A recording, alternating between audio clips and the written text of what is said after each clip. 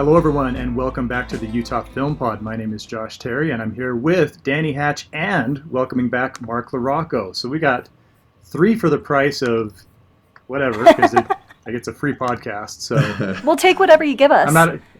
I didn't think through that phrasing very well. I'm just excited that we got this multifaceted conversation to have here today, and some really I'm excited about most all of the stuff we talk about in the podcast, but this one I've been looking forward to especially. This is our Christmas podcast. We're going to be talking about favorite Christmas movies, some pretty significant new releases as well. Oh yeah. But we are contractually obligated first to talk about the news. So I guess let's go there. Let's get it done with. I think you do want to. Really? I think you do want to get this over with because we're going back to a previous topic that I know you loved so much. Oh, I love all of our topics. Well, we talked about a lot of films that were being made in Utah. I think it was during the summer period.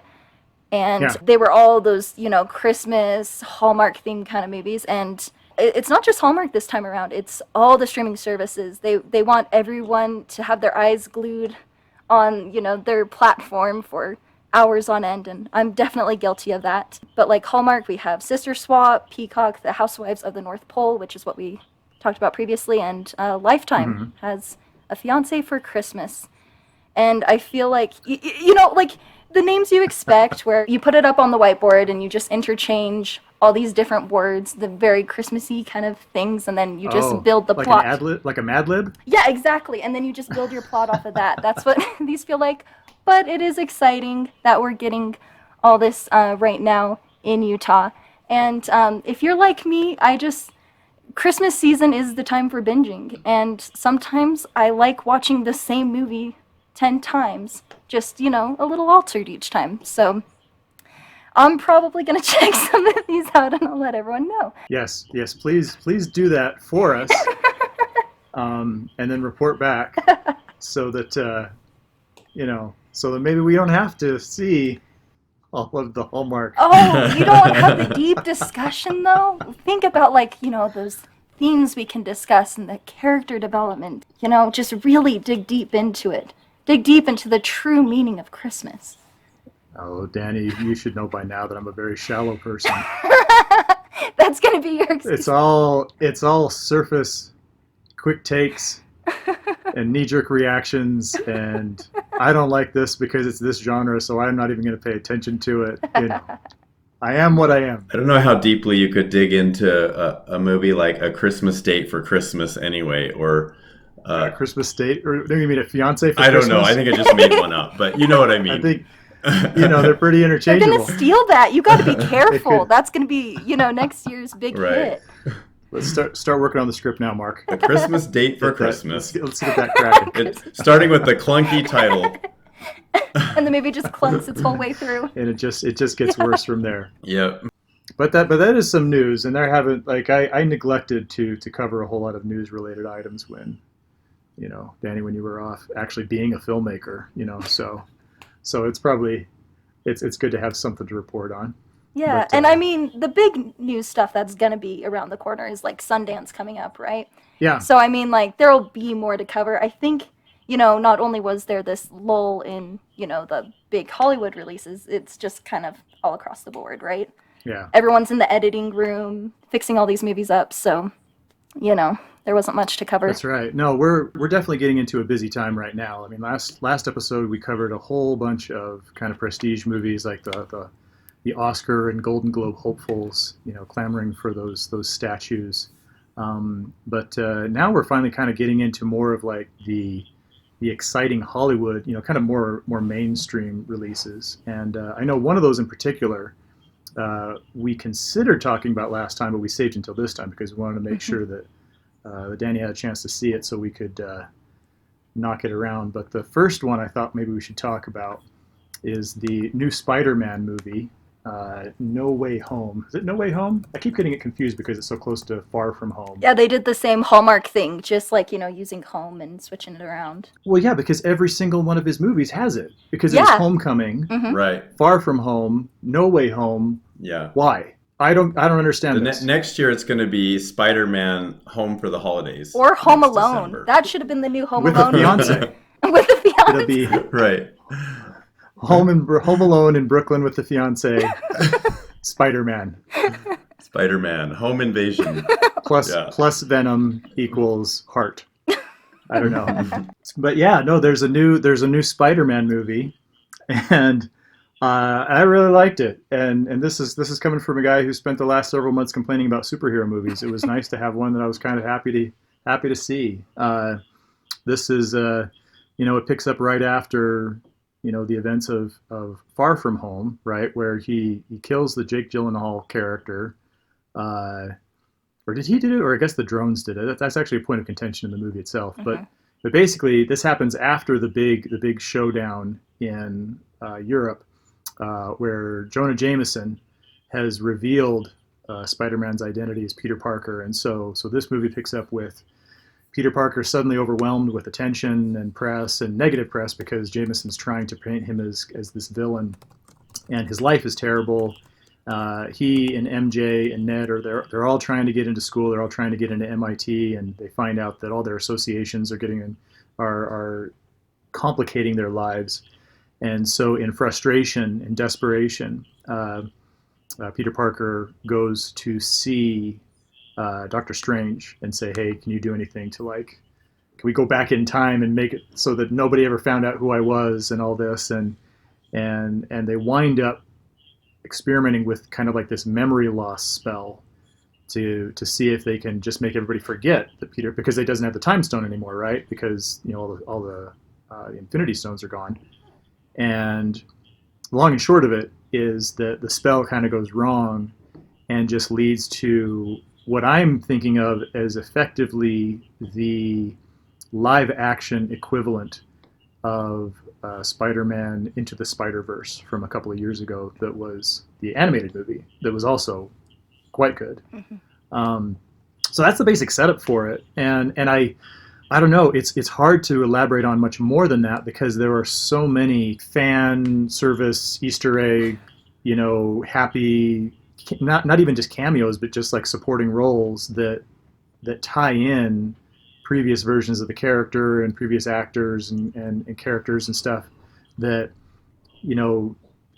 I don't really want to dig into it too much, other than to say it's like this crazy. It's like like I said, it's like a live action version of Into the Spider-Verse crossed with a Spider-Man reunion movie. It's a Spider-Man reunion movie? Yes. Yes. In the way that I've been talking about? In the way that is going to make you very, very happy. Dani specifically. So that kind of gives it away. Because the questions that I have, I'm like, do I want to know the answers Sure. Or do I want to experience it for myself? And that's why I would err on the side of not saying a whole lot about it, other than just like the basic premise is that, this spell. And I mean, if you've watched the trailer, you know what's going on, right? You already kind of have a really strong hints as to who's going to be involved in this. And so there's not really a need to dissect the plot any further, other than to say that considering this concept could have been really kind of bad, roll your eyes, corny, it worked out really, really well. And I really enjoyed it. I have a question for you, Josh. So Yeah. I read a preview probably about a week ago of somebody, I can't remember, it might have even been on CNN.com, but I read a preview of somebody who was worried that, and they hadn't seen the movie yet, but they were so worried that it was all going to be about fan service. Mm-hmm. And some people just, they see a certain character on a screen that maybe they've loved that in the past, or it's nostalgic, or they haven't seen for years, and it doesn't matter what you do with that character. There are going to be certain fans that are just going to be happy. Mm-hmm. And I think some people felt that way about The Force Awakens. Like, I remember the cheer that just erupted throughout the whole movie theater when you see Han Solo for the first time. And a lot of people complain, and you might have seen all the similarities between Episode 4 and Episode 7, that in some ways it's almost a remake. No, in a lot of ways. A lot of ways. But anyway, I saw this preview. I read this preview that was a guy was so worried that this new Spider-Man movie was just going to be like sort of empty calorie fan service. I don't think he used that term, but you know what I mean. Like, not as much substance or originality, but just all we have to do is bring back a bunch of actors from the old Spider-Man movies. So it sounds like you gave a positive review of it. Like you thought it was good and it's worth seeing. And if it's No, yeah, go ahead. considering that it could have been just kind of like this corny, hey, let's bring everybody back Right. and have a reunion movie. Yeah. Like it feels much more justified and organic and creative than that. Good. I mean, there's obviously a lot of fan service, Mm-hmm. but it didn't feel like a distraction or a problem, Good. and it seemed to kind of line up with what was, I don't know, just the way. I guess like I said, considering that it was so similar to what they just did with Into the Spider-Verse, Mm-hmm. there already seemed to be a justification for doing the same thing in a live action format. It didn't feel like just this excuse Yeah. to bring back Doc Ock, right? And so I don't know. I mean, and Mm-hmm.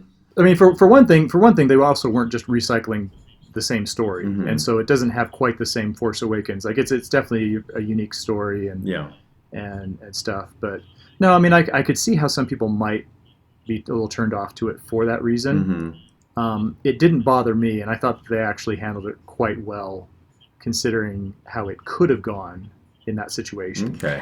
I thought it was interesting that you said justification as opposed to like, something that might be boring and feel unoriginal, like how it just works. Mm-hmm. Right.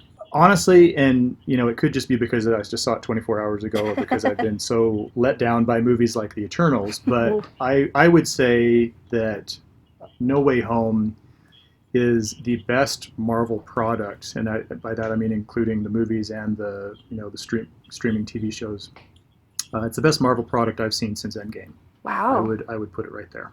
Okay. Yeah, which unfortunately is not that high a standard, but we'll leave it at that. We'll try to leave it as a compliment. So Yeah. so that brings us to the next big movie, which I would say is kind of a wide audience pleaser, big one, and that is the remake of the adaptation of the stage play West Side Story from Mr. Steven Spielbergo, if you remember the I don't know. I just always, ever since that Simpsons episode, when Mr. Burns says, "Get me Steven Spielberg," like, "Oh, he's not available. Then get me his Mexican American equivalent." And so he when Mr. Burns makes a movie and it's by Steven Spielberg, so I always, Gosh. That's No, now that's gonna be in my head. and that's the Simpsons being inappropriate. So there we go. No, Steven Spielberg's remake of what was it, 1961? I think is the movie that we all know and many love, and I certainly, yeah. So it's basically the same plot. It's the Sharks and the Jets. It's Romeo and Juliet kind of transferred into a 1950s setting. It's still set in the 1950s, even though it's produced today. It's still set in that original time frame, and you have the two love-struck characters who meet and fall in love immediately, which is always so realistic and rational. Sorry, I'm looking. Well, it's based on Romeo and Juliet, right? Yeah. Right. Yeah. Oh yeah. It's very. Which I think is one of the most classically misinterpreted stories ever. Uh-huh. Because it seems like every version of Romeo and Juliet wants to make it this big romantic thing, and it's no, this is a tragedy, and these kids are stupid, Mhm. and this is not something to be. Yeah. Oh, that's so. Oh, if only. Yeah. Like, no, they're idiots. I mean, they've known each other for 24 hours and they're killing themselves. Which honestly, so. that was it was so funny when you told me that you thought that this was going to be my top pick for the year, because like I didn't have the heart to tell you. I'm like, I don't care for this story. I didn't care for the original. Oh, interesting. Because because Okay. of those things, like it's just that whole like romance, and I thought those romance songs were so boring when I watched them in the original, and I think they still kind of are. But I think they did a lot more with this one where it really enhanced it. Like, I felt their romance was a little more believable. I had a really great conversation with my sister, who I forced to watch this so that we could discuss it. Uh-huh.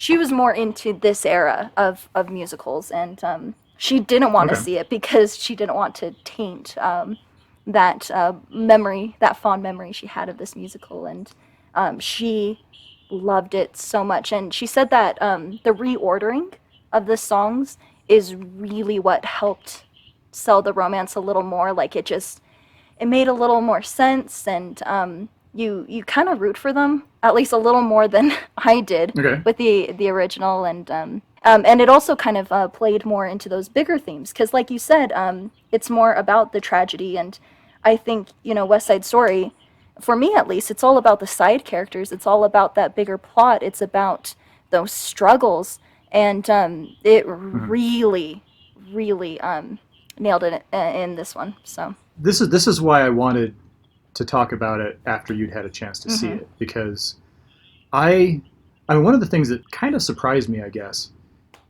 I am familiar. Obviously, I'm familiar with the story because it's an adaptation of Romeo and Juliet, Oh yeah. and because it's so much part of kind of our pop culture, you know, world.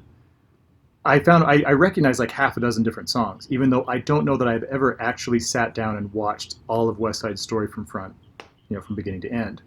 Um, so I recognize certain things, Hmm. and there was a lot of familiarity, and I could recognize a lot of Steven Spielberg stuff. Like there were little moments where it's like, oh, that's totally a Spielberg move, right? The way he set up the shot or the blocking or whatever. Um, but it was hard to know for sure whether what I was seeing was just a really great recreation or whether it was this totally new interpretation, because I don't remember and I'm not sure that I had seen that original. And that's why I wanted to get your input, Danny, because you have a clear memory of both versions. So what else did you notice that, like, for those listening to the podcast who did see the original and want to know what did Spielberg do to it? Hmm. It sounds like you think that he improved it. Well, I mean, especially since I went in not really excited about this, Mm-hmm. um, I definitely think it was an improvement. I still don't care for the story, so like I'm not like super in love with this movie, but it is a fantastic movie. There was just a lot added in with, I don't know, just you spend a little more time in the culture with the characters, doing backgrounds, making more connections, I think. And that was another thing that was pointed out with the reworking. Like, as a little spoiler, like I Feel Pretty was, and instead of that being after the dance, it's kind of later on once the relationship is a little more developed. Mm. And it also shows these other characters who have their own romance storylines going on, those kind of work in as well. So there's just a lot more depth, I think, in that. Something that was really fun, and man, I'm trying to figure out how to not sound super nitpicky with this because it is so good. I think it's Come on, just Danny, it that's your was. job. I know, but it was just really hard because like the entire time I'm just thinking of In the Heights, which I loved, and it Mm. also had that whole Hispanic immigrants in New York sort of story, and in this one they brought back Rita Moreno, who played Mm-hmm. Anita in the original, and she won an Oscar for that role. And she plays Valentina, who's a new character in this.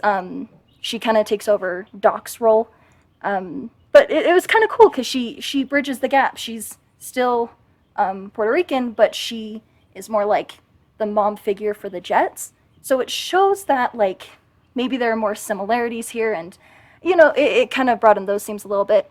But one thing that like was really hard for me is like she sings somewhere, which was a really great moment. Again, a little more depth this time around.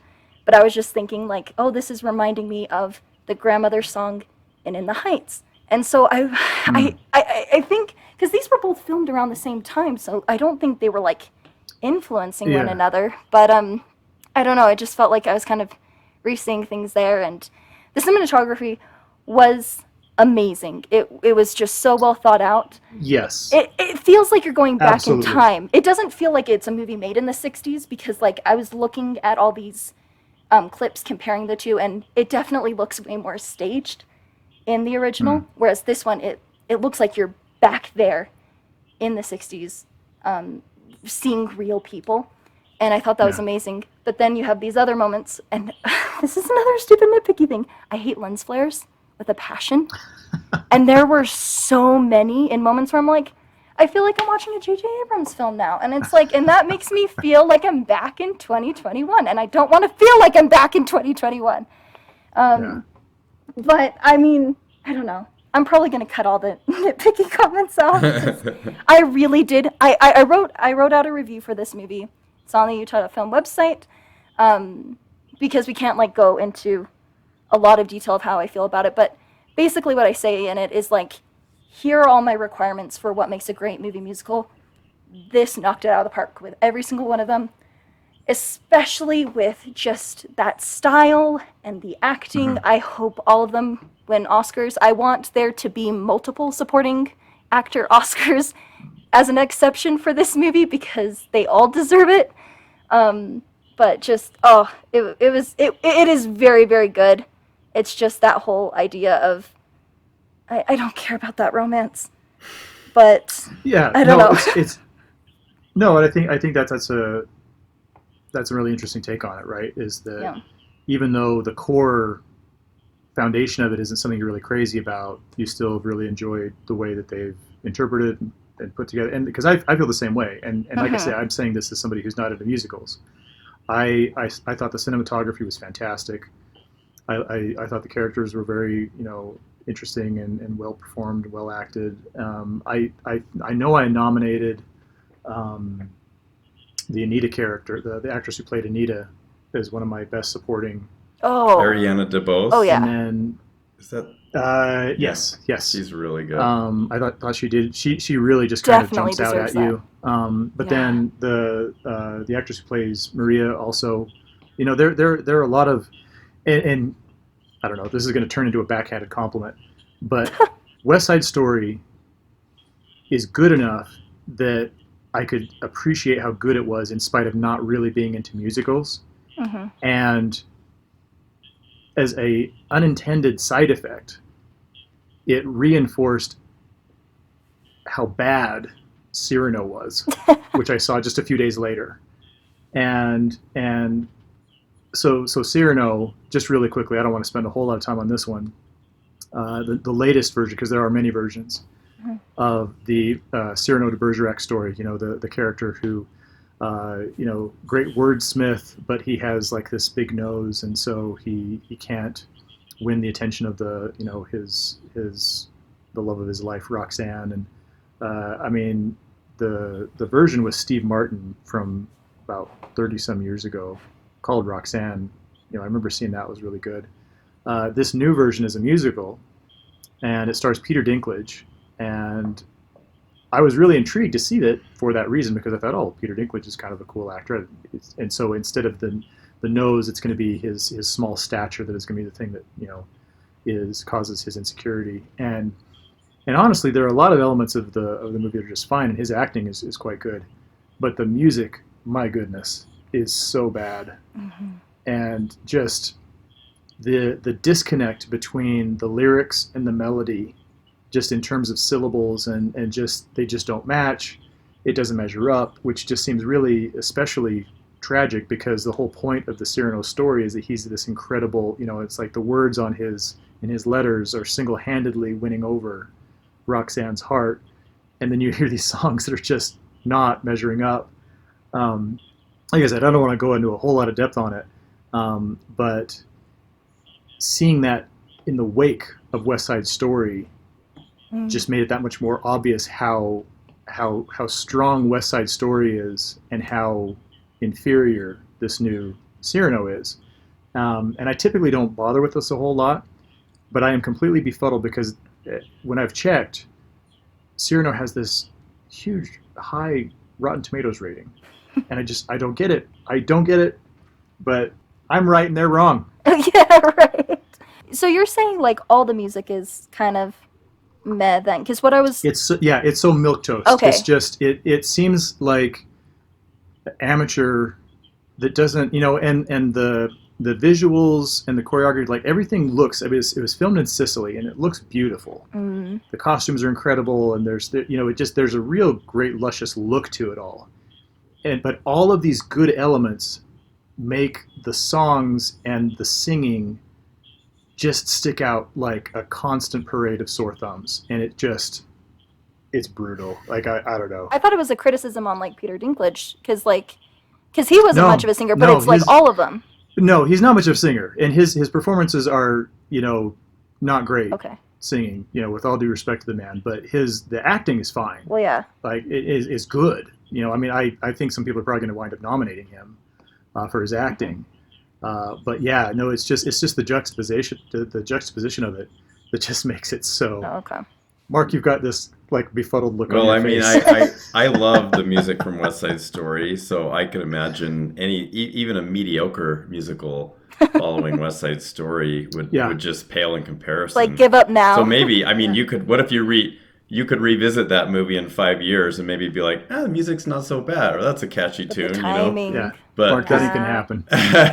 you'll never No watch way. it again. No way, brother. Yeah, no, West Side Story, I mean, that's the original's great. I haven't seen the new one, so I can't really comment on it. I'd plan to, but the original is amazing. I mean, it's so and I think good. this one definitely And, stacks up with it. Like, I think this is one that's going to be revisited. Like, I can see this being up in that, high tier of, like, best musicals that, you just have to watch again and again. Because, I mean, this is very stunning, so... You probably will enjoy this one. I hope you do. I think I will. I love Spielberg. I love that he's trying this. He's never done a musical in his 50 years of making movies, but he's always loved this movie since he was a kid. He said his parents had the soundtrack, the tape or the record or whatever, and he listened to it when he was very young. And so he tried to actually make the 1957 stage version rather than the 61 movie version. But it was he loved it. And he's never done a musical. He has done musical sequences, like the beginning of Temple of Doom. Oh, that's right. True. Yeah, anything goes. Right, with anything goes. And so so I don't know. I'm excited to see it. I just think it's so cool that he's doing this at 74, and apparently from all I'm hearing, it's getting a lot of great reviews, and probably will get some nominations. I kind of think that the fact that the first one won so many almost might count against it a little bit. Like, you already gave a movie called West Side Story 10 Oscars. So I don't know, they could get a bunch of nominations and then not, maybe win one or two. But, they're still gonna get it. I think Well, so. And I've heard the box office hasn't been great too. So right, which is kind of how it has been ever since pandemic. So I think it's gonna really pick up over Christmas. I know a bunch of people who want to see it, and so over the holidays it could, but who knows.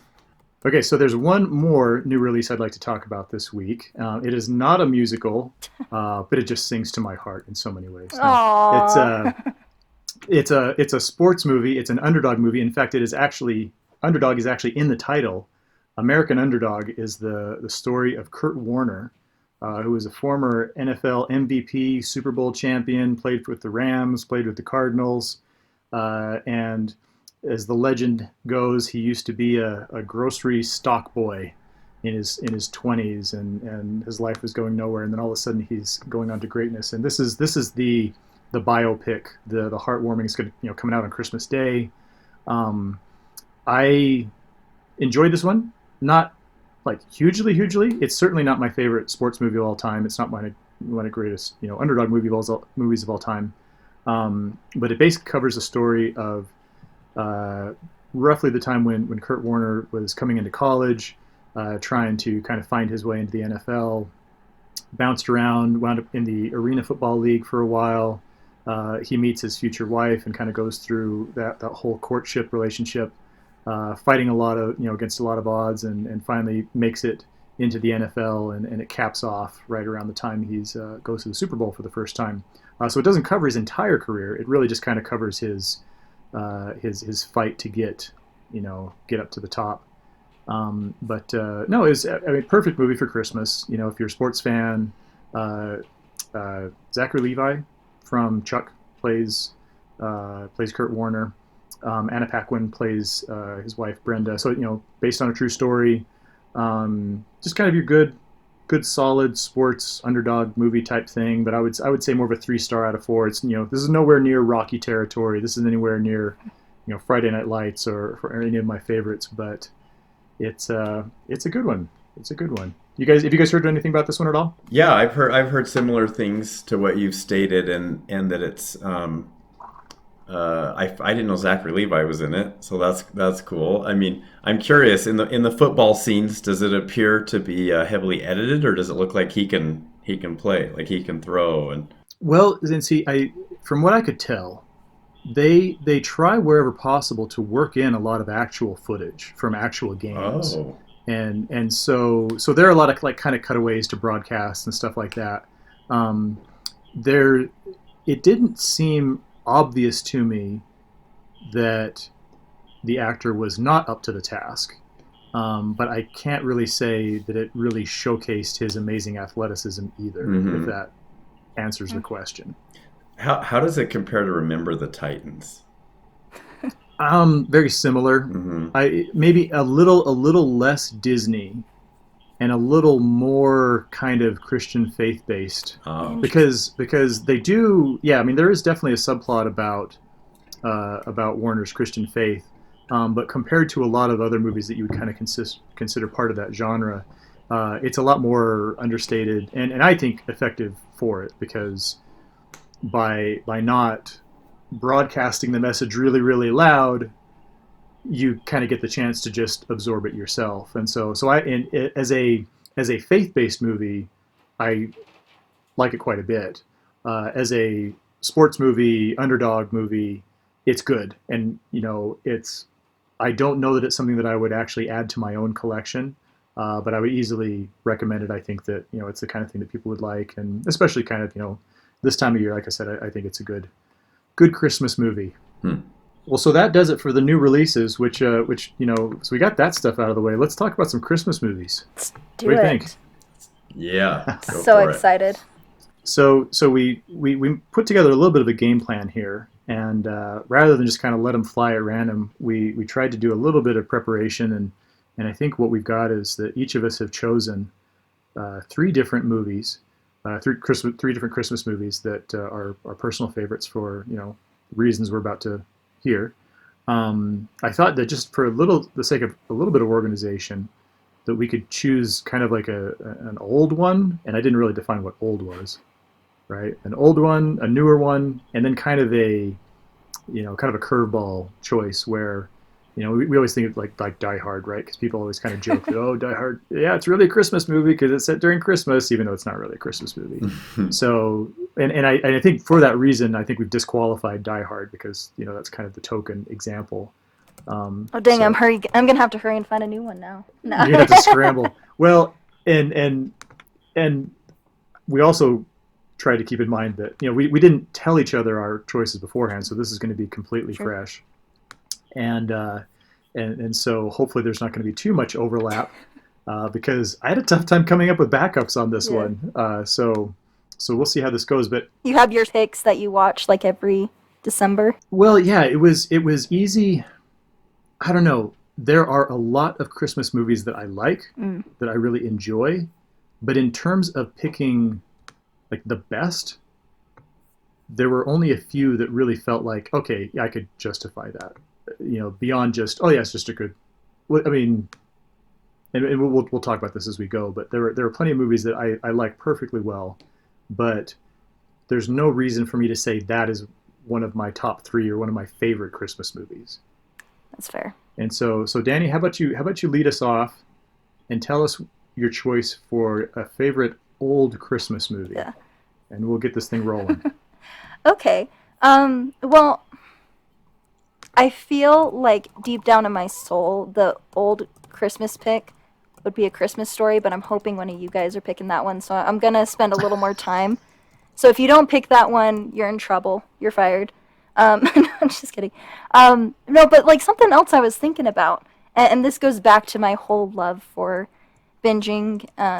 I really like those stop motion animation films. Okay. And I think the one that I loved the most was The Year Without a Santa Claus. There's something about those songs and like the heat miser, snow miser thing, and I don't know. I love stop motion animation, so like that was something that I loved, and also I think those movies just had a lot of heart, and as a kid I loved watching all those little stories, and it just made me really happy. So when did that one come out? I'm not sure if I've heard of that one. Okay, so this is like the Rankin Bass stuff. This is old, okay. kind of, yeah. I just looked it up. It says 1974. Yeah. Yeah. Okay. 74. Yeah. Yeah. Yep. That's an interesting I one. don't know, is that a thing for you guys? Like any cartoon kind of stuff? Well, it when you said that, it makes me think. It's funny. I didn't even consider those. Those kind of movies didn't even cross my mind for this list. But I love like, Rudolph the Red-Nosed Reindeer, Frosty the Snowman. A few of those movies that are. Yeah, exactly. What's the one with Burl Ives? Is that Rudolph? I think that's Rudolph. I was gonna say that's probably Rudolph. Yeah, right? where he's narrating it, and but I don't think I've seen this one. It's a 51-minute 1974 The Year Without a Santa Claus, and it's Rankin Bass movie. I haven't seen that one, so I'm gonna have to check that one out. Yeah, no, I think it was more on the obscure side. It just happened to be what we had in our DVD collection, so that was the one that I turned to a lot. No. Yeah. No, that's a great. I think we're off to a great start. So we've got a unique one that some people might want to check out. Cool. Okay, Mark, you want to take the torch? Yeah, I when you said A Christmas Story, I mean I actually considered that one because it's a favorite. In fact, our whole family, we rented out a theater in Provo and went with my parents and my sisters and their families. And so remember how during the pandemic, after movie theaters are like, well, we got to make some money, we got to do something to start getting people here, and they started showing old movies like Jurassic Park and things like that. And at Christmas time in December, there were theaters showing A Christmas Story. So we just loved it. And I think one of my favorite things about that movie was watching some of my nieces and nephews watch that movie, and some of them maybe for the first time, and getting to see that in a theater, a 1983 movie. Yeah. That's really just about perfect. But I mean, my heart really had to go with It's a Wonderful Life. That's what I chose. The 1946 Frank Capra classic. There's just... I mean, I think one of the great things about that movie is that whoever was in charge of renewing the copyright for that movie forgot to do so in I believe it was in the 70s. And Roger Ebert talked about how that was basically both the best and worst thing to happen to that movie. The best thing because it suddenly allowed any TV station who could get their hands on a copy just to show it. And it became a thing, especially around Christmas time every year. There were stations that were just showing it on a loop. So it introduced the movie to a lot of people that wouldn't otherwise have seen it. The bad thing about it is some people colorized it. Oh, right. And Jimmy Stewart and others were angry about it, and he said it made him sick to his stomach. He even testified in Congress about it. Oh, wow. And I don't think I've ever seen the color version. I've seen the black and white version probably 15 or 20 times, and probably closer to 15, but I mean, it's a great movie. And just coincidentally, today I was picking up my son from basketball, and I asked him what he did today, and he said he watched the movie. And I wasn't sure whether to believe him, so I said, well, what's it about? And he recited the whole plot to me. I mean, in about like 5 sentences. So I was quite impressed. That is impressive. That's good. And he liked it. And, and that's the other thing, too, that shows that it's a classic is I don't think you can just pick up any movie from the 1940s or 50s and have a kid enjoy it and like watch it front to back. And it even has some moments that are, kind of scary. And but as far as it being a Christmas movie, this is a Christmas movie podcast. It's like you think of, say, what Scrooge is shown in A Christmas Carol, and he's visited by the three ghosts, and they show him other people happy, and then how his future could be horrible, and just different things that he's shown through the magic of the story. And there's a similar thing in this movie where Clarence the Angel is showing George Bailey what life would be like if he had never been born. And it's great because he's basically become suicidal and tries to commit suicide in this 1946 family movie. No, it's a apparently. dark movie. It is. It's got some dark elements, and but then and this to me is, I was trying to think of what are the hallmarks, what are the characteristics of a Christmas movie, because you mentioned earlier, like, is Die Hard a Christmas movie? Well, it takes place at Christmas. I would probably say no, because that's just one element maybe of a Christmas movie. The setting, it should be at or near or about Christmas. I think there has to be some type of Christmas spirit. Associated with the movie, where, like, let's say a character has to like lose the Christmas spirit and be introduced to it, or have it regained or rediscovered by another character. It has to be kind of a family movie. And again, that maybe people would disagree with me, and so obviously, Die Hard wouldn't qualify. But when I look at a lot of these classic Christmas movies, almost none of them are rated R. Like, that is just, that's odd for me. Now, I guess, Love Actually is probably an exception, but it's a Christmas movie. Yeah, for infamous reasons. I mean, that's the kind of one where it's like, really, is this completely necessary? Right, you're right. Yeah. And the funny thing is, I saw the heavily edited, I don't even know, there's a whole, like, subplot I apparently didn't see, because I saw a TV version of that movie, so I haven't seen that. Oh yeah, real no, that's what version. I mean. Is like that movie is entirely rated R because of the one random ensemble cast One subplot, yeah. That because I've never seen it in kind of a non-TV context, so Right. I know what you mean. Yeah. But I know what the other plot is, and so it's like very Christmassy, Exactly. Throw another Yule log on the fire, kids. That's yeah.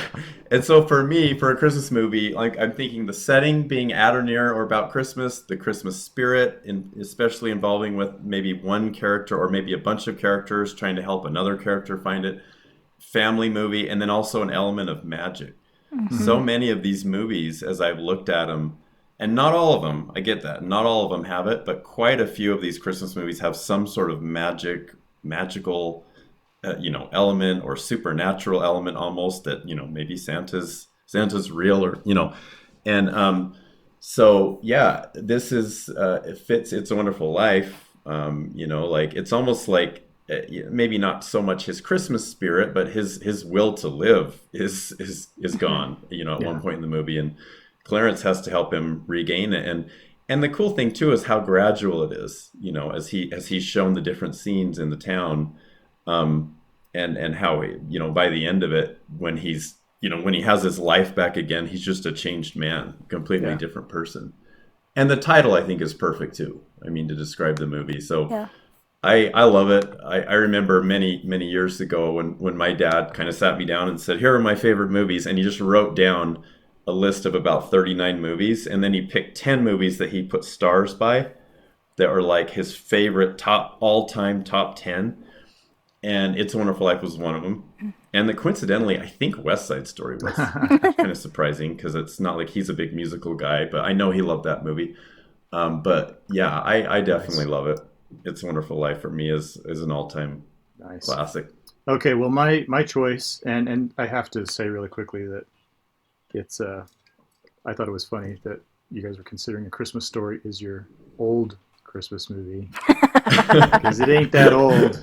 Well, I wasn't, but I was considering it somewhere on the list. No, but, so my choice for old Christmas favorite is one that my family's watched together almost every Christmas Eve my entire life.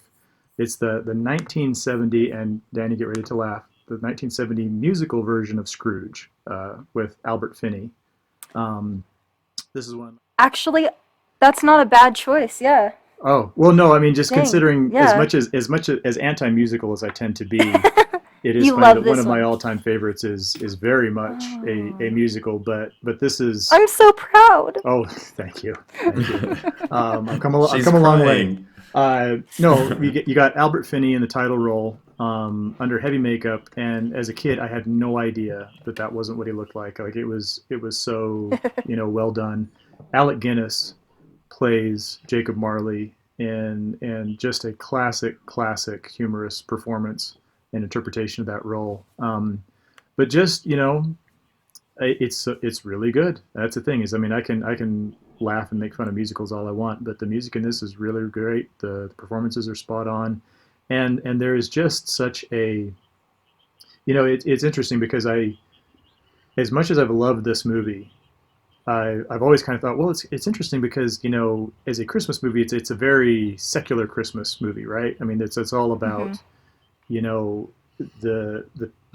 the secular Christmas iconography and not really about kind of the Christian side. But then the story is about redemption and about second chances, and so the Ebenezer Scrooge character, it's like it really kind of ties in that the theology and the themes that really kind of bring the holiday to life, and that's one of the and this movie communicates that in such an effective way, and I think that when done well, music really can bring in kind of that spiritual catharsis and kind of send those messages, and so I will allow that a good portion of this is probably due to the fact that I have these very deep nostalgic connections to watching this on Christmas Eve with my family growing up, and then through adulthood.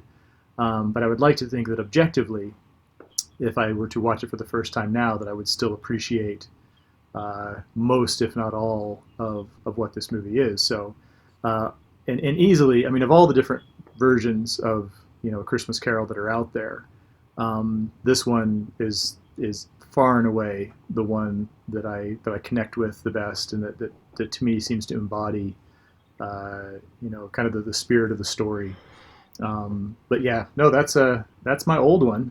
Have you guys seen this one? Yeah, I was just gonna look it up and see because I've seen a couple versions of A Christmas. Well, it's called Scrooge. I am not sure if I've seen this movie. I'll have to look, but I love that if I haven't, because you guys have already given me two recommendations of movies I don't think I've seen. There we go.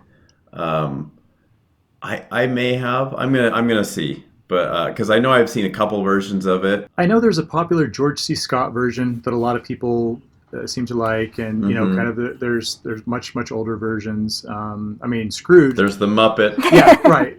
No. Yeah. I mean, it's got to be like Cyrano and Romeo and Juliet, just one of these things that's been constantly remade over and over, over the years. But this one, I've never had the same takeaway from any of the other versions. Mm-hmm. Even the one I starred in at Viewmont High's Little Theater as a junior in high school when I played Jacob Marley, still not as good, though it was awesome. Well, I don't know if you're as good as Goofy playing Jacob Marley in the Disney. Well, who is? Right. Oh, goodness. Dani, you had more thoughts on this one? Yeah, no. Well, it's just funny. We're talking about all these adaptations, and I held off talking about Christmas Carol because I love that story so much, and I think it is such a very, I don't know, it's just that storyline, like you said, with the redemption and everything, the secular plus that theology, like it's just so very much tied to the Christmas season, I think. And so for my new movie, that this one's a runner-up. I have two, but as a runner-up, I chose The Man Who Invented Christmas, because I don't quite have the nostalgia tied to it yet, because it is very new. Yeah, just like 3 or 4 years old. Yeah, right? but I fell in love with it the first time I watched it. I think I watched it on an airplane, and then I instantly told all my family, like, I don't know where this movie came from, but it is amazing. Dan Stevens plays Charles Dickens, my favorite classic author of all time. So it's like all these different elements just came together, and it's just a beautiful story telling how this story came about, how, this was a time where Dickens was really struggling, and he was kind of just coming up with this on the fly, but also it was something that was so deeply personal for him, and it hits you hard with those emotions, but it also is just so charming, so fun. It's a great movie. Like, I mean, since it came out, I watched it every December. It's definitely become a new addition to my watch list, because it is so good. I wanted to include it just because I want people to be watching it, because it is just such a great movie. Okay, so what did it lose to? No, because I mean, it It is so good. I just think I have more nostalgia really for this one, and I thought it'd be kind of a funny new pick because it's technically like the newer version of a Yeah. movie, but it's the Jim Carrey version of How the Grinch Stole Christmas. Aha. Okay. It is the 2001 version. Yeah, so I mean, like it's Yeah. kind of teetering between that old and new. Like it's getting older, right? But between this one and the cartoon, because I didn't grow up with that, and I know a lot of people like have strong feelings between the two. But I grew up with the live action adaptation. I think his character is just so iconic, and I quote that movie all the time. And Cindy Lou Who, she's just so cute, and again with that Christmas spirit, that magic, the that that coldness, but then bringing in the warmth, and it's just I think it's so much fun. So that one's more my new pick. I will always have very specific memories of that one because I remember somehow in the context of all this, one of my best friends was dating his future wife at the time and decided that he wanted to get her a plush Grinch doll, like as part like from the movie, because there was some merchandising line or something. Oh, of and so I course. remember like going out with him to go shopping and to find this plush Jim Carrey Grinch to give to, they were engaged, I think, by the end of the year and married like 6 months later or something. But and so I remember going to see it during this period somehow. But that's because yeah, I don't know. It was 2000 is when it came out, end of 2000, Wow. right? Yeah. No, that's why I remember. That's the only reason I remember is because I think I saw it once in the theater and I haven't seen it since. Yeah. But I had this, yeah. So Dang. anyway, so put that down in your journal tonight. That's some very useful information. Yeah, for me, that's funny because, and maybe it's more of a generational thing. I loved the original Grinch, the cartoon version, so much that even me, and I'm a huge Jim Carrey fan. In fact, I actually just watched Liar Liar last night, but I was not a huge fan of the new version. It was, I don't know, like I thought his performance was just not my favorite of his. And they added things to the character that or to the movie that made it even darker than, I don't know, I felt like it needed to be. Yeah. But I mean, yeah, he's an amazingly just manically comical, actor. He's kind of like Robin Williams in a way. And Oh, and that totally. little girl who plays Cindy Lou Who was, she ended up becoming like a kind of a rock star, punk singer. Oh, really? She kept recording music. She also played in Gossip Girl. And I think that might have been her very first movie. But she sang that really, it has a great song in it, in the Yeah. Grinch movie Yeah. that she sings. Her name's Taylor Momsen.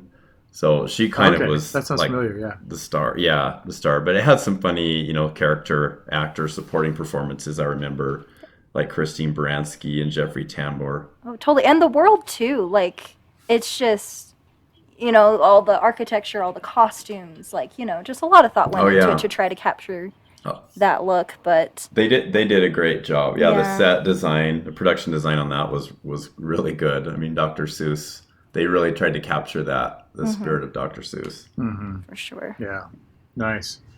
Okay, Mark. Well, so if you weren't a big fan of Dr. Seuss, now you got to give Dani something to take a shot at here. So Okay, sure. I will. I don't know. This movie, we're on new movie, right? Okay. I chose what is becoming a Christmas classic for us in our house. Basically, we watch it every year, probably since I've gotten married about 11 years ago, and it's Elf. Yeah. It's a funny movie. I saw it in the theater in 2003 and immediately loved it. I just thought it was it's very very quotable. Lots of funny lines in it, and I remember it being sort of the first sort of a family, maybe first and only family movie of Will Ferrell. maybe so. That's true. Maybe so. I'm sure there's a few I'm missing. Maybe few, A Stranger Than Fiction, but Lego like Movie. We Oh, there can't we forget go. Lego Yeah, there we Movie. go. Then. yeah. Yeah. Oh, yeah, exactly.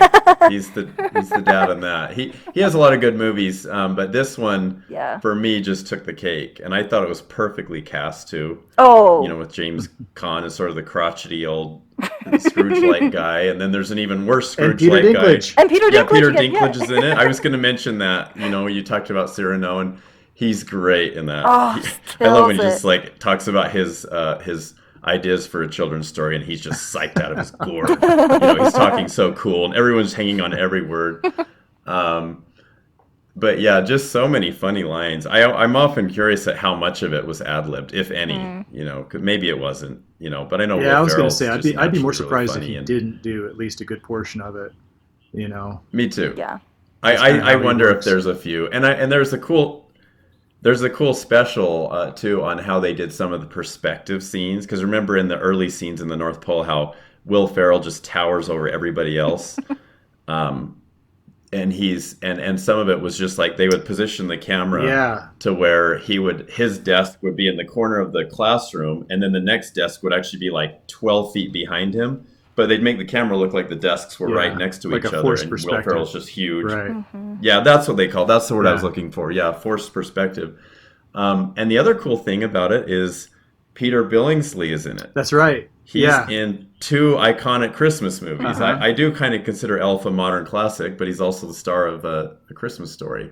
Yeah, no, Um, I was actually going to he's the say one that. that, Like, I really feel like Elf is going to be, because we've got this short list of the right. classic one. It's a Wonderful Life is definitely one of them, and Christmas Story, and I think that Elf is really quickly joining that list of just Oh kind Oh, yeah. of yeah. like, yeah. So I'm glad you picked that one. I really like it, and it's not that new. I mean, it's 18 years old now, but it's definitely newer than most of the ones on our list. And is it John Favreau? Yeah, I can't remember. yeah, Yeah. John Favreau's the guy who made it. Yeah, right. I saw a meme the other day that talked about him as maybe the most underrated filmmaker of our time because he made the new Christmas classic. He Hmm. started the Marvel Yeah, Oh franchise yeah. right, with the Iron Man. right. He reinvigorated Star Wars with the Mandalorian. Oh wow, And yeah. there's one other thing I don't remember, but he's actually done a lot of good No, he stuff that has. he just kind of flown under the radar because he's not a huge No. name, you know, like Well, Spielberg or whoever. But well, and yeah, maybe this, I don't know. It occurs to me he almost seems kind of like the new Ron Howard. Mm. hmm There's just kind of a consistency, a quality vibe.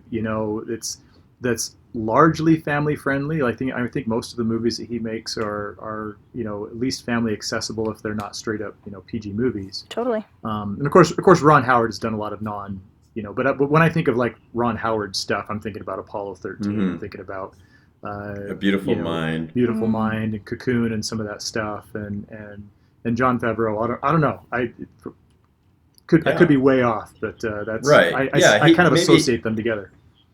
he's not an auteur, maybe, you know, but he's a very good quality filmmaker Oh and, yeah. and Yeah. just always seems to hit it on the nose.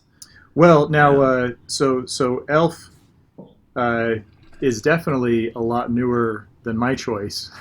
So apparently my sense of now I did have a backup just in case, and my backup was While You Were Sleeping, the Sandra Bullock movie from about, I think it was Oh. 94, 95, which I will always love for a variety of reasons, not the least of which is that it's set in Chicago. So I spend the whole movie kind of checking out my old stomping grounds. L Train being kind of a major focal point of the plot of the movie too. But Mm. the one I did choose, which I don't know, I feel just a little bit bashful because it's not exactly the most family-friendly movie, is National Lampoon's Christmas Vacation. Now, technically, I guess there are 4 vacation movies, though I've never seen Vegas Vacation and don't really have a desire to. Of the 3 that I consider like the real vacation movies, this one I think is the best. At times vulgar and over the top and crazy as it is, it also seems to really kind of capture the chaotic, dysfunctional side of the Christmas holiday that we know and love. I mean, the whole premise is that rather than set out on some you know vacation like the previous movies did. Chevy Chase and his family are actually staying home for the holidays and welcoming their extended family to come stay with them.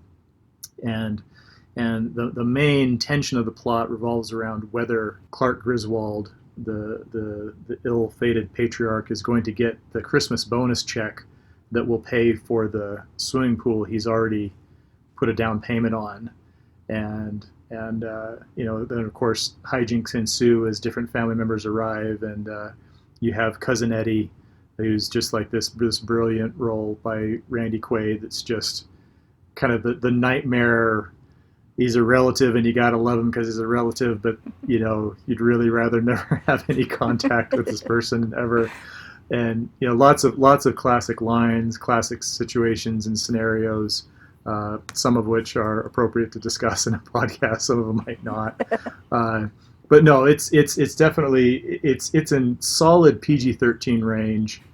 It's not pushing into R-rated territory for anybody who has not seen it, but it's not exactly the kind of thing that you would gather the family around the TV to watch if unless everybody was at least into their teens, if not adults. But I don't know. I'm almost kind of describing it as a guilty pleasure here, but it's one of the funniest Christmas movies I've ever seen.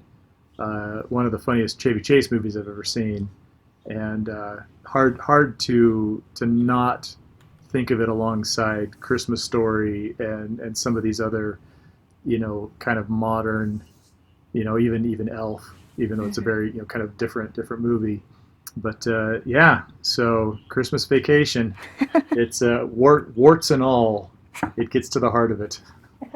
I completely agree. I love that movie. I'm so glad you chose it because that almost made my list, but I just didn't end up doing it, and so I was hoping somebody would, because that's one of our annual movies too. We watch it every year. In fact, sometimes we watch it even closer to Thanksgiving than Christmas. It's almost like we can't wait to get started with that movie.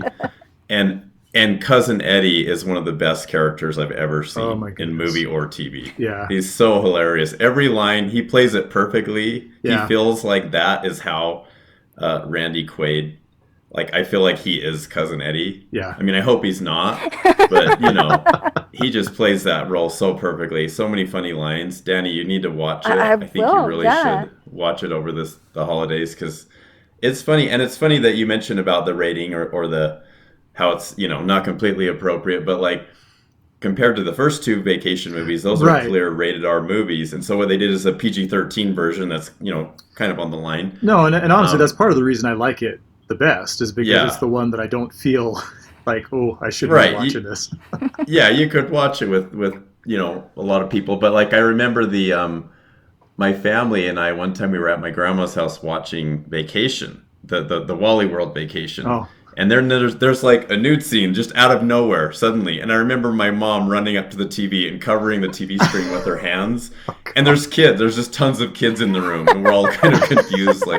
Oh, we didn't know it was this kind of movie. And it was just funny because with Christmas Vacation, it's you don't have to deal with that. But yeah, it's definitely not PG. It's not G-rated, but to be fair, what family gatherings are kept PG, so not just right. No, well, and like I said, I think that's what I enjoy about it, is that it gets at that, the darker side of the darker and yet very true side of family gatherings. Right. Yeah. One of the things I noticed a few years ago watching it, I didn't notice this till about maybe 4 or 5 years ago, is the little boy who plays Rusty in Christmas Vacation is Johnny Galecki. Right, it's the Big Bang Theory guy. The Big Bang Theory. And of course, the next door neighbor, they're a yuppie couple with no kids. One of them is Julie Louis-Dreyfus. Yeah. So this was right at the beginning of Seinfeld. I think it might have been the year Seinfeld started. Right. But yeah, lots of great funny lines, great moments, and I love that one. Good times. Dani, have you seen Christmas Vacation? No, I'm gonna have to now. She hasn't even heard of it. Yeah, I didn't even hear about it. When you said it so fast, I was like, "What? What is this?" I think my parents did try to keep our Christmases very PG. Oh yeah. Which I mean is ironic with my next pick, actually. Okay, well, yeah, let's get into the final round then. So now we got kind of the curveballs. Let's Yeah. Well, I mean, let's hear it. no, it's just so funny when you're talking about all these like, just the Christmas chaos and all that.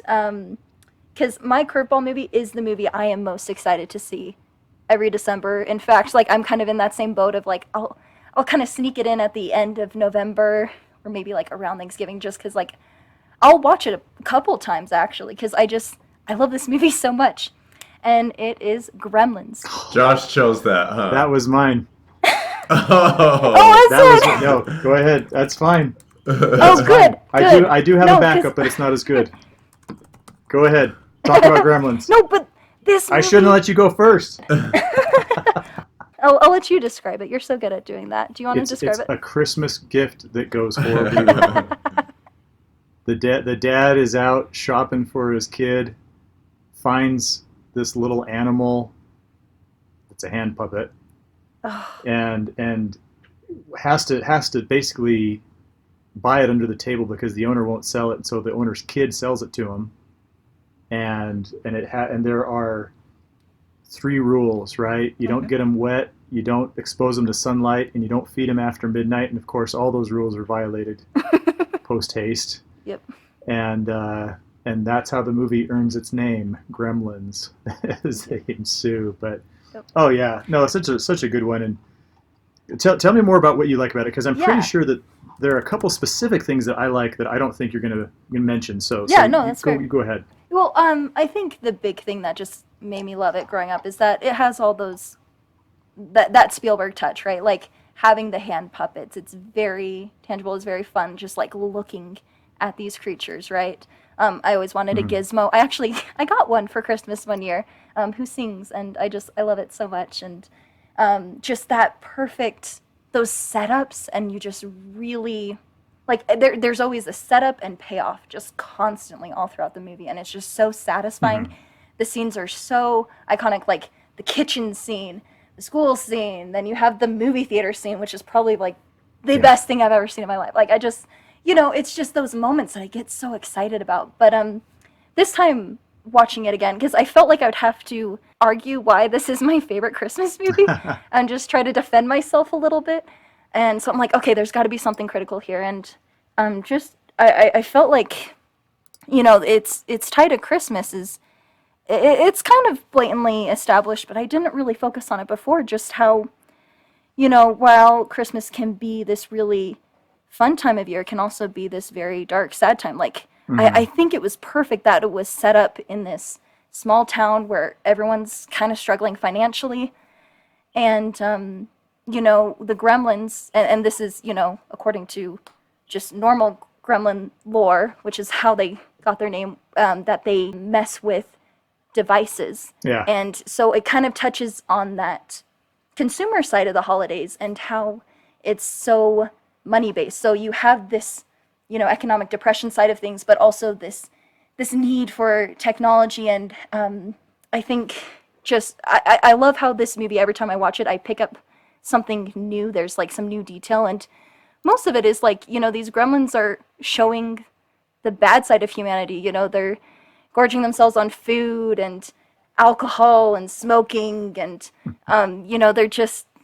they're kind of that terrible side of humanity, right? Yeah. And just kind of showing those darker themes of the holidays, but it's still just fun and hilarious, and I love watching it every single time. Well, and I think one of the big reasons that the movie is able to pull off, again, kind of like the juxtaposition of like the silly happy holiday vibe versus kind of the darker underbelly, is that so you mentioned Spielberg a couple times, and he was definitely had a hand in this. He's one of the executive producers. The director is Joe Dante, who was one of my all-time favorite directors. Also did The Burbs, and did Inner Space. One of my all-time favorite movies for a variety of reasons. We'll probably talk about on the podcast at some point. And his movies just really kind of have this very quirky, like there's a very, well, maybe macabre is the right term, right? And so it almost kind of like a cousin to Tim Burton, where there's a lightness and a silliness to them, but there's also kind of like this parallel darkness, Mm-hmm. and and it's so intense in Gremlins that it's like, man, this isn't really even a family movie, right? I mean, there's some violence and some gore and that kind of thing, but no, still just just a fun, crazy, really original, unique movie.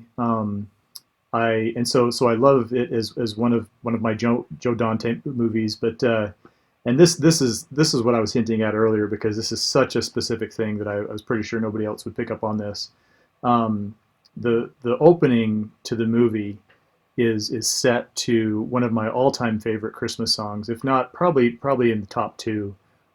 Is the Darlene Love song, "Christmas Baby Please Come Home," which just captures the spirit of the holiday, the kind of the hopeless romanticism of it, and the joy and all that. Um, I know there are covers by U2 and I think Mariah Carey, but I think Darlene Love actually used to come on Letterman every year and sing that and Mm-hmm. perform it to kind of kick the season off. But just one of my, as a big music guy, this was a song that was taken off of Phil Spector's Christmas album from about 1962, I think, which just has a laundry list of some of my all-time favorite Christmas songs. And this one was like far and away the flagship, kind of the heavy hitter on that album. But between that and just you've got Phoebe Cates in there, and you've got oh, even the guy who plays the kind of like the construction worker, and he drives the truck. I mean, just all kinds of kind of familiar faces, and oh, Corey Feldman is in this thing.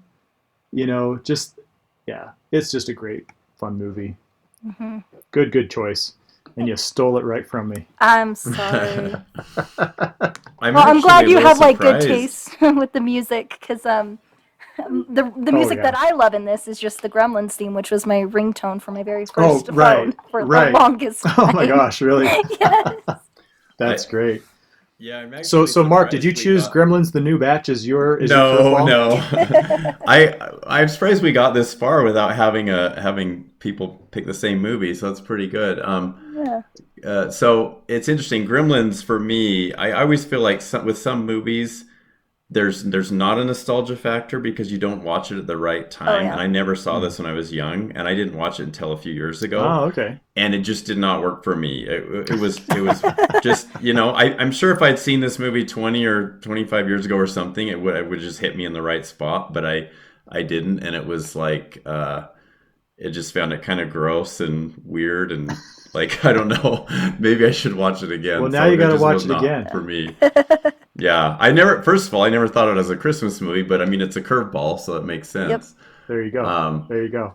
and I like Spielberg. Yeah, he's produced a lot of great stuff, Hmm. especially in the mid '80s. But But there's still that quirky spin to it for sure. So Hmm.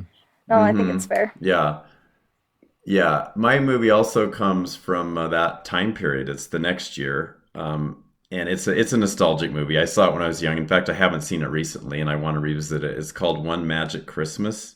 Hmm. Um, Wow. it came out in 1985. It's a very odd, weird movie that I don't think could be pitched today or made today, for a couple of reasons I'll get into. Because first of all, the title One Magic Christmas, think about this. It's rated G and it's a Disney movie. So you Hmm. would automatically think like, oh, it's a lighthearted, fun, fable, like maybe very just for kids kind of a movie, and it has some extremely like dark and odd elements to it. And let me just tell you the plot. So basically, it's about a family that's kind of struggling, and there's a mom who doesn't have the Christmas spirit, and she has a son and a daughter, and she has a husband who just lost his job. He wants to open up a bike shop, doesn't have enough money, and he works in a house that's a company-owned house for the company for the job he just lost, and so they may not even be able to keep their house, and it's Christmas time, and then an angel visits the little girl, and it's kind of weird because it's like this just normal kind of old looking guy played by Harry Dean Stanton that starts visiting this little girl, and there's even some just odd.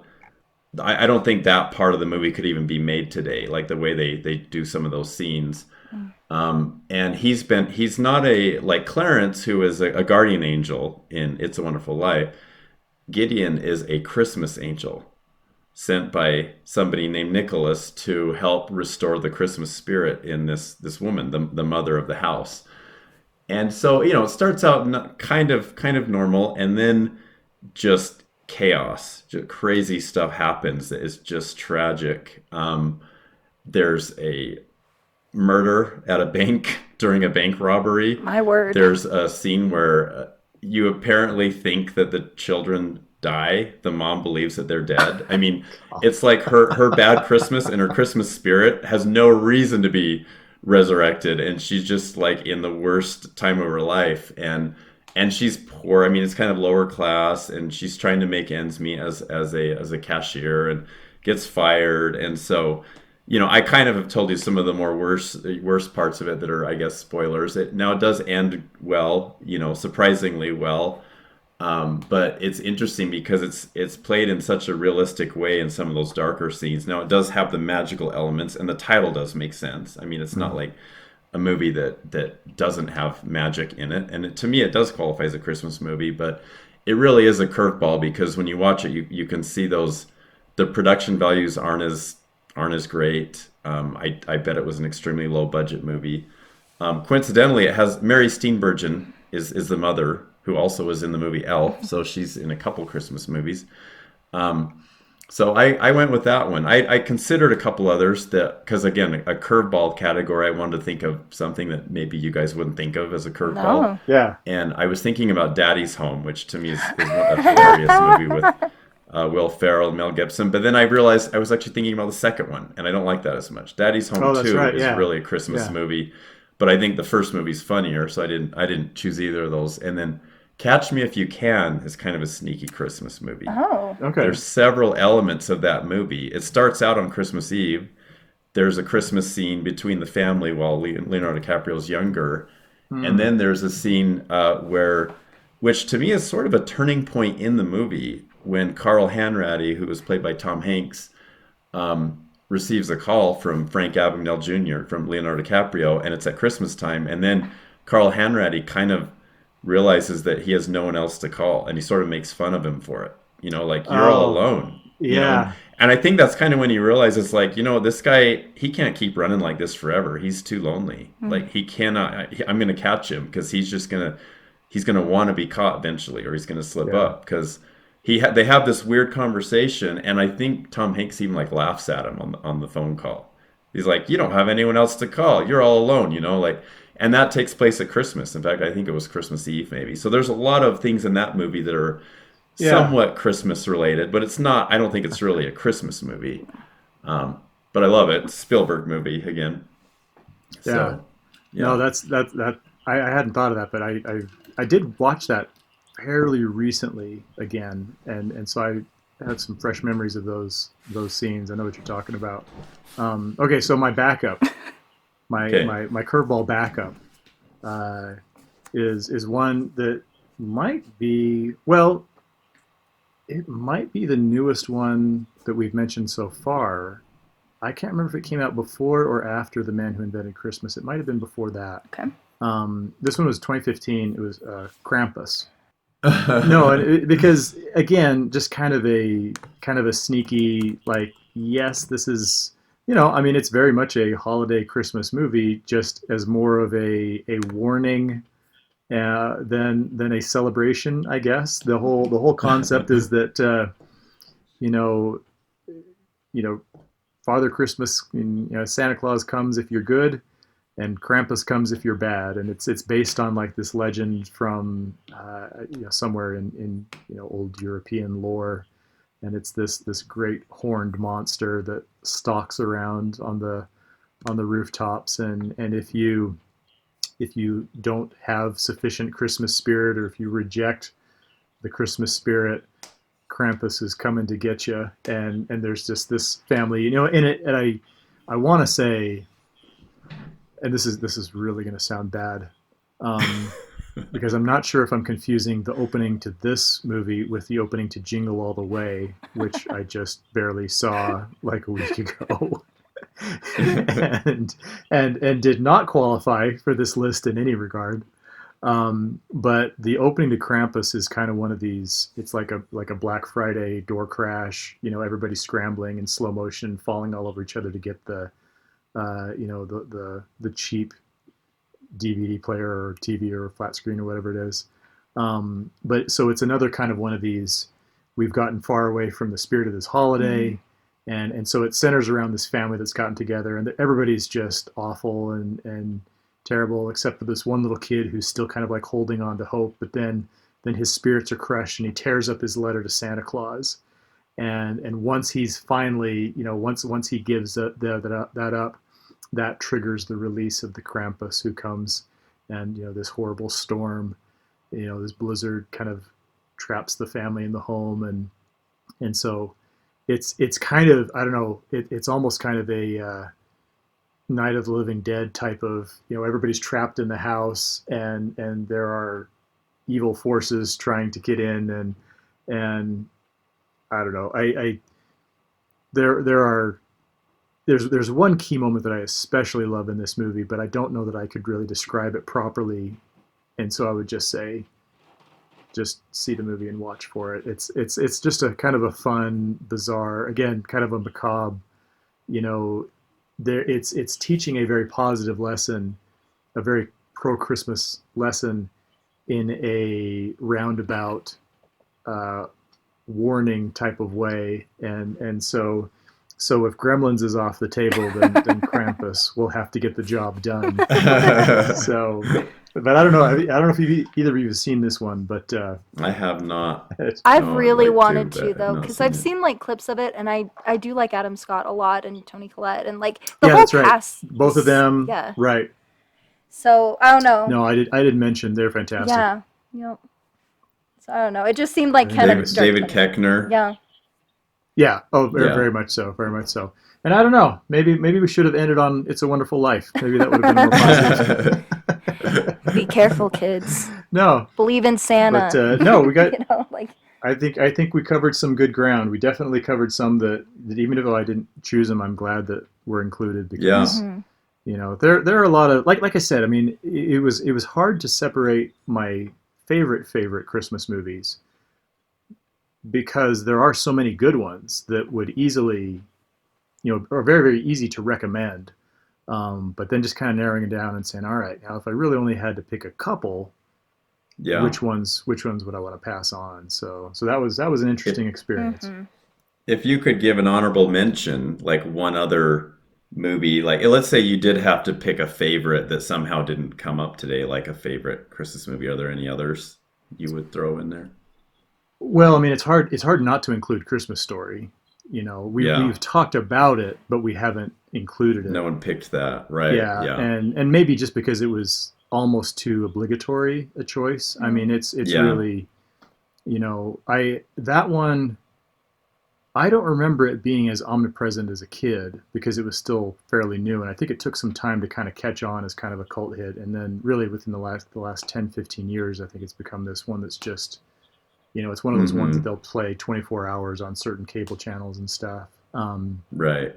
But no, there are other movies I thought about, especially in terms of like kind of curveball, Die Hard type things, where I actually have always kind of had a soft spot for this movie, Serendipity, which has a couple of key scenes take place on Christmas, but it's really not a Christmas movie.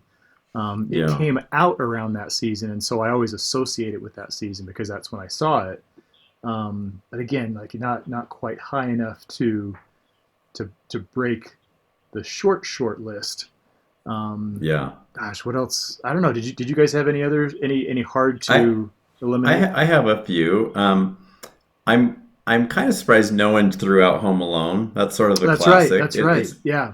That one is that came out right after Christmas Vacation, so there was a 2-year period with two, Christmas classics, I guess. That's right. It's not one of my favorite John Hughes, but I think it's actually climbing up a little bit. We watched it recently, and kids loved it, and it has great music, and it's pretty funny. That movie hurts so, me. yeah, Like I just feel that pain. Where Yeah. it's like, I think There's it a is. lot of cringing when you're watching them get hurt. You're Yeah. like, Yeah. wow, this is PG. Yeah. That Where looks it's like just it like, hurts. okay, they're dead. Yeah. No, now they're dead.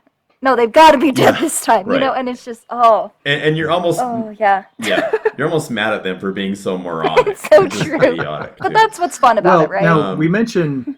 Now that I'm thinking about it, we mentioned stop motion animation earlier on, but we didn't. Nobody said anything about Nightmare Before Christmas, which is just a fantastic. I mean, I still, you're kind of divided. Like, is that a Halloween movie or is that a Christmas movie? But I remember ending one- the it's both. debate Put that if one you look at like when it was released. oh, I it think came it was out. around It came out around Halloween. October. Yeah, so No, technically Halloween movie. I specifically, I have very clear memories of going to see this opening weekend with my dad and my sister up at the Villa Theater off of Highland Drive in Salt Lake. It is now a rug store. We went opening weekend with the entire goth population of Salt Lake City. Because of course we were waiting outside in line, in the lobby.